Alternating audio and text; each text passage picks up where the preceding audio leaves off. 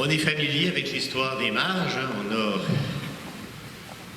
pour faire un jeu de mots, on a des belles images de cette histoire dans la tête qui nous trotte continuellement. On s'imagine bien des choses. Mais dans le fond, quand on regarde un peu l'histoire, on peut se demander qu'est-ce que les mages ont fait, dans le fond, pour découvrir Jésus. Qu'est-ce qui les a aidés? C'est assez facile, ça, hein? J'ai demandé ça à des petits jeunes. Ils m'ont dit tout de suite, l'étoile. Ben oui, c'est vrai. Mais comment ça se fait qu'ils ont trouvé cette étoile-là? Qu'est-ce qui leur a permis de trouver cette étoile-là? Dites-moi pas un télescope, là. Pas ça que je vais avoir comme réponse. Qu'est-ce qui a permis aux mages de découvrir cette étoile-là? Bien simplement, c'est parce qu'ils la cherchaient. Ils la cherchaient. Eux, ils cherchaient. C'était des chercheurs. Ils cherchaient dans le ciel la volonté des dieux. Puis ils conseillaient le roi. C'était des sages qui conseillaient le roi des mages. Alors, ne cherchez pas les rois, là, il n'y en avait pas. Ce pas des rois mages, c'est des mages, des sages qui conseillaient les rois à la cour. Et parce qu'ils étaient des chercheurs, bien, ils ont reconnu un signe, l'étoile. Hérode, lui, n'était pas chercheur pantoute. Non, il n'a pas besoin de chercher. Il était roi terrestre des Juifs. Il était riche, il avait le pouvoir. Puis, croyez-moi, il laissait personne, il peut prendre la place, prendre sa place. Hein. Il y en a, disons qu'il y a quelques-uns de sa famille qui y ont goûté. Alors, il n'était pas, c'était pas quelqu'un qui se laissait jouer dans le dos. Alors, il était heureux comme ça, puis il ne cherchait pas autre chose. Il ne peut pas reconnaître un signe, il ne cherche pas. Il se contente de sa réalité terrestre qui le contente, qui le rend heureux. Même un signe, un roi, ça devient un danger pour lui parce que ça menace sa sécurité. Vous savez, dans le fond, l'histoire permet aux mages de se rendre à Bethléem. Parce que l'étoile s'arrête au-dessus d'une maison ordinaire, à Bethléem. Bethléem, en hébreu, ça veut dire la maison du pain. Probablement, vous savez ça. Et vous savez, dans le temps de l'évangéliste Matthieu, en 80 à peu près, bien, les premières églises, c'était dans les maisons. Les gens se réunissaient, une dizaine peut-être au maximum, pour célébrer le repas du Seigneur dans une maison. C'était la maison du pain, la maison où on partageait le pain. Alors, c'est une image qui était quand même parlante, Bethléem, pour parler de Jésus, surtout qui est né dans une crèche où les animaux vont manger habituellement. Ça a déjà des résonances eucharistiques un petit peu. Mais, finalement, les mages trouvent, à travers, en se fiant à l'étoile, trouvent des choses bien ordinaires. Ils trouvent l'enfant et sa mère. Et puis, malgré tout, malgré le fait que c'est des signes bien ordinaires, ils reconnaissent en Jésus le roi qui recherchait. Ils font confiance à l'étoile, parce qu'il fallait qu'ils fassent confiance à l'étoile. C'est un enfant bien ordinaire avec sa mère qui découvre dans une maison. Mais ils ont foi en cette étoile-là. Ils sont des chercheurs. Donc, ils savent qu'il y a quelque chose de spécial dans cette étoile-là, puis ils y font confiance. Les mages ont trouvé Jésus parce qu'ils l'ont cherché. C'est important, parce qu'aujourd'hui, on peut se poser la question, qu'est-ce qui fait qu'on trouve Jésus, nous autres? Souvent, des parents qui préparent le baptême me demandent souvent comment on peut faire en sorte que mes enfants, comment je peux lui partager ma foi? Comment je peux faire en sorte qu'ils découvrent l'étoile, qu'ils découvrent Jésus? Bien, c'est certainement pas en étant baptisés qu'ils vont le découvrir. Ça peut aider, remarquez bien, mais c'est pas juste ça. C'est en le cherchant, eux autres aussi. C'est en cherchant qu'on découvre Jésus, parce que quand on se met en marche, c'est que lui nous a déjà trouvés. C'est important d'être des chercheurs qui sont constamment, justement, le cœur ouvert à la recherche de Jésus. Il y a un vieux père de l'Église, Tertullien, qui disait « On ne naît pas chrétien, on le devient. On le devient pas à pas dans notre quotidien, en étant à la recherche de Jésus. » Mais où le reconnaître aujourd'hui, Jésus? Il nous faut être des chercheurs, mais il faut savoir où le chercher. Et c'est bien simple, dans le fond, parce que Les mages, eux autres, l'ont reconnu dans des choses bien simples. Hein. Une maison, une femme, un enfant. Ben, nous autres, il ne faut pas s'attendre à reconnaître Jésus dans des merveilles extraordinaires. Il faut essayer de le reconnaître là où il est, à travers des simples signes. Moi, je les appelle mes 4 P. La parole qui nous a été partagée, qui nous permet de découvrir Jésus.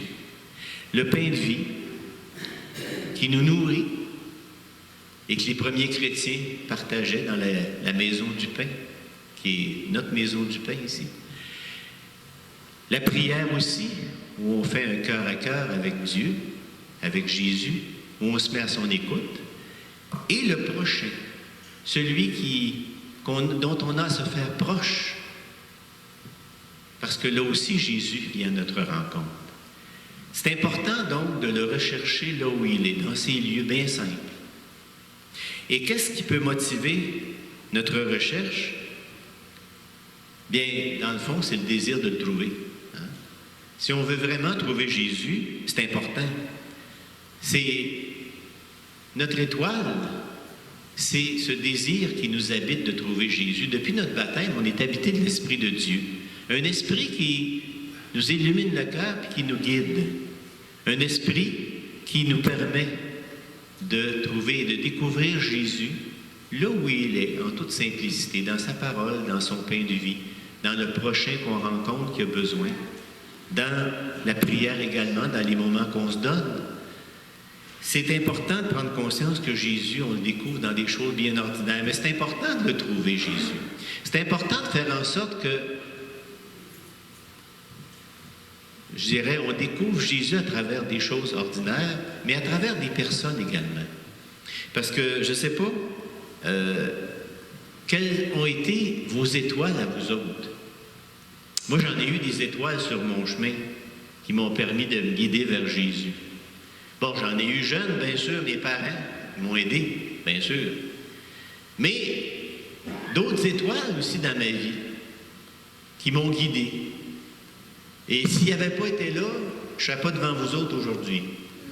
Je ferais probablement d'autres choses. Ils ont été là, ces étoiles-là, pour me guider, pour me permettre de découvrir ce que Jésus attendait de moi, pour le reconnaître. Des étoiles dans notre vie, on a tous besoin. Et c'est important de les reconnaître parce que, vous savez, ceux qui ont été des étoiles pour nous, que ce soit nos parents, nos grands-parents, des gens que moi j'ai rencontrés, quelques prêtres que j'ai rencontrés qui m'ont vraiment orienté, qui m'ont aidé, qui m'ont éclairé, je dirais, bien, c'est important. C'est important pour trouver Jésus dans notre vie. Mais c'est important de prendre conscience que les mages, une fois qu'ils ont trouvé Jésus, qui ont reconnu Jésus, qui l'ont accueilli comme roi, ils ont retourné chez eux par un autre chemin. Nous autres, on est invités à accueillir Jésus. Nous autres aussi, on a eu des étoiles dans notre vie qui nous ont guidés. Mais maintenant qu'on a accueilli Jésus, on a notre propre chemin à suivre. Notre propre chemin de foi, qui n'est pas le même que celui de l'autre à côté de nous, qui est différent. Notre cheminement de foi est tout personnel. Mais c'est important de le découvrir, c'est important de cheminer. Mais on a tout notre propre chemin, qui n'est pas celui des étoiles qui nous ont guidés, mais qui est le nôtre. Et c'est important d'accueillir Jésus au quotidien pour qu'il nous guide sur ce chemin. Et qu'à notre tour, on puisse être, pour d'autres, des étoiles. Qu'on puisse être cette étoile qui guide. Comment on va être cette étoile pour guider les autres dans notre vie? Pour éclairer les autres, pour leur rappeler la présence de Jésus, pour les guider. C'est important de se le demander. Par quel geste, par quelle parole je peux illuminer la vie des autres? Pendant cette Eucharistie, prenons conscience de ceux, bien sûr, qui ont été des étoiles pour nous, qui sont peut-être encore, qui sont importantes pour nous, mais prenons conscience également de ceux pour qui on peut être de ces étoiles. Il y en a sûrement qu'on a pu éclairer. Et c'est important de le découvrir, parce que c'est notre mission de baptiser, d'être à notre tour cette étoile qui guide les autres, à notre façon, avec notre lumière, celle que Jésus nous donne de son esprit qui éclaire notre cœur, qui n'est pas le chemin des autres. Souvent, je disais à mes catéchètes ou à des parents, des fois, parce que j'étais enseignant secondaire 3, et je lui disais souvent, parce qu'ils me disaient, « Ouais, mais nos jeunes, ils font telle chose, c'est-tu normal? » Je dis, « Oui, c'est des adolescents tout à fait normaux. Inquiétez-vous pas.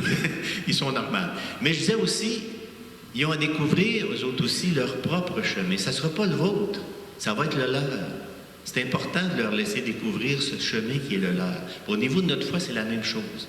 C'est important, comme étoile, d'éclairer, de permettre à l'autre de découvrir Jésus et de le laisser aller sur son chemin également. Parce qu'il a son chemin à lui à suivre. Alors, laissons le Seigneur nous nourrir dans cette Eucharistie pour nourrir l'étoile que nous sommes, afin qu'on puisse briller pour les autres, pour ceux et celles que le Seigneur nous confie, pour lui permettre de le reconnaître. Amen.